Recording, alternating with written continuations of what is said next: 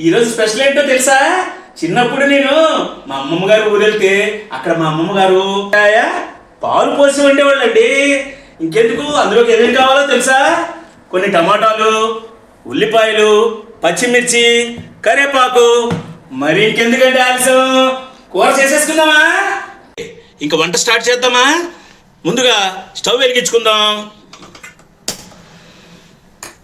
తర్వాత గిన్నె పెట్టుకుందామండి. దాకా ఉంచుదామండి. నూనె పోసుకుందాం అండి. ఇప్పుడు ఒక స్పూన్ జీలకర్ర వేసుకుందాం, గింజలు కూడా వేసుకుందాం, వేసుకుందాం.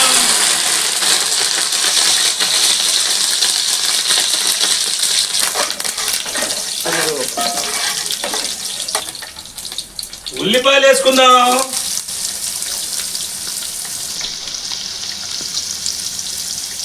అలాగే పచ్చిమిరపకాయలు కూడా వేసేద్దాం. ఇలా కలుపుకుందామండి. బాగా ఉడికాక పాలు వేసుకుంటాం, బాగా రుచిగా ఉంటుందండి. తీసుకొని చూసుకుందాం. ఉల్లిపాయలు బాగా మగ్గినట్టున్నాయండి. స్పూను పసుపు వేసుకుందాం. పసుపు వేసిన తర్వాత బాగా కలిసేటట్టు కలుపుకుందామండి. మగ్గినాయండి. టమాటాలు కూడా బాగా మగ్గాలండి. టమాటాలు కూడా మగ్గిపోయినాయండి. ఇంకెందుకు మనకి ఆలస్యం, సొరకాయ ముక్కలు వేసేసుకుందాం. ఏమండి, దీన్ని ఆనపకాయ కూడా అంటారండి. బాగా టమాటాలు మనం వేసిన ఐటమ్స్ అన్ని కలిసేటట్టుగా ఇలా కలుపుకోవాలండి. బాగా కలుపుకున్నాం కదా, ఒక 5 నిమిషాలు మూత పెట్టుకుందాం. తర్వాత తీసుకుందాం. ఆనపకాయ ముక్కలన్నీ కూడా ఉడికిపోయి ఉంటాయండి. నూనెలో బాగా ఎగిపోయినాయండి. మరి నూనె, కారం, ఉప్పు కలిసిపోయేటట్టు ఇలా కలుపుకుందామండి. ఉడకడానికి కొన్ని నీళ్లు పోసుకుందామండి. ఆ తర్వాత పాలు పోసుకుందాం. ఒక 10 నిమిషాల తర్వాత దింపేసుకుందాం. సొరకాయ పాలు రెడీ. అయ్య బాబోయ్, ఉడికిపోయిందండి. ఆనపకాయ, సొరకాయ. మరి ఇంకెందుకు ఆలస్యం, పాలు పోసేసుకుందామండి.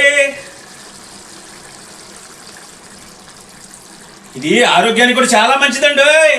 ఒకసారి కలిపేద్దాం ఇట్లా. మళ్ళీ ఒక 5 నిమిషాలు ఉంచేద్దామండి, తర్వాత దింపేసుకుందాం. మా చిన్నప్పుడు సొరకాయ పాలు పోసి తింటుంటే అబ్బాయి పులిహోర కూడా రెడీ చేశాడండి. ఈ పులిహోరతో పాటు అప్పడాలు, అలాగే మనం అనుకున్నది ఉంది కదా, ఇదేంటి, పాలు పోసిన సొరకాయ కూర. అప్పట్లో మా నాయనమ్మ పాలు పోసి సొరకాయ వండితే అలాగే ఇలాగ ఉండేది కదండి. అబ్బాబ్బా, ఇంకెందుకు,